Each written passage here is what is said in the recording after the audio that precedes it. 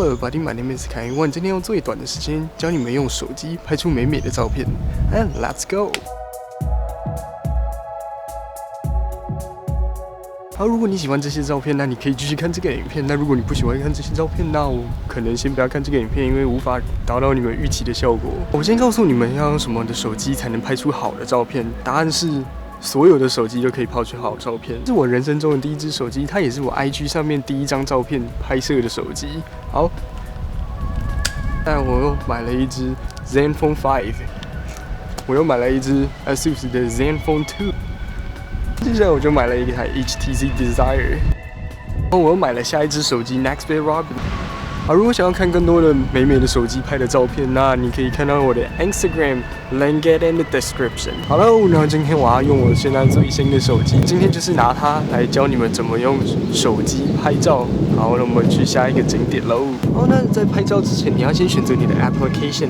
你如果内建的 app 可以选择 ISO 跟快门，那这个就可以使用。那如果内建的相机没有这些选项，我有推荐几个 app 可以给你们参考，一个是 Open Camera， 一个是 Footage Camera。我会 link it in the description。好，那选择完 app， 我们就可以开始拍照。好，我们来告诉你们3个小诀窍。第一个是降低 ISO， 把 ISO 降到最低。虽然这样会把照片变得有点暗，可是照片品质是最高的。第二个呢，就是照片的亮度尽量降低，这样比较不容易手震会晃到照片，在后置的空间也会比较大。好，第3个诀窍是多拍可以删掉照片，但是少拍，你的美丽的照片就会少很多。好，我找到这个超棒的拍照地方，因为这里超多车，超多摩托车，超级吵。你看吧，又有摩托车，所以我们就来拍摩托车跟这边的墙壁。OK。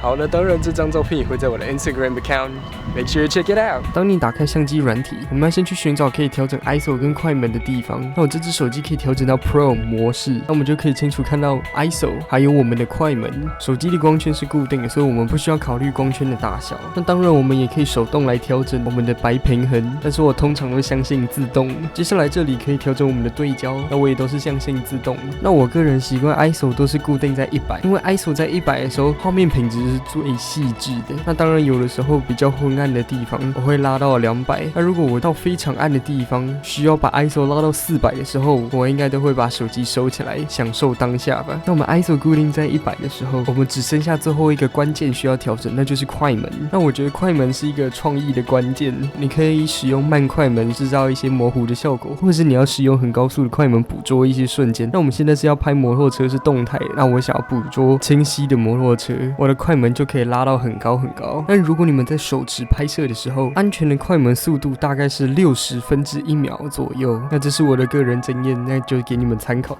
那我曝光的时候，可以去寻找画面中最亮的地方来曝光。这道理很简单，因为我想要保留亮部的细节，不要让整张照片过曝。那顾了亮部之后，我们也要顾一下暗部的细节。那我通常暗部都不会去理会，都只曝光在亮部的地方。通常暗部的细节都可以在调色软体中再把曝光拉起来一点，暗部的细节都会在。但是如果你曝光在比较黑的地方，让白色最亮的地方过曝的话，那这张照片就亮部完全是没有资讯，连救都救不回来。所以我建议大家是降低曝光，这也是个人的拍摄经验，那就给你们参考。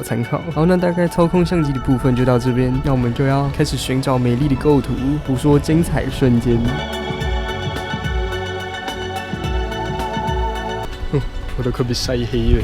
拍完一大堆照片之后，一定要先来看照片，先不用删照片，确定拍到心目中想要的照片再离开现场。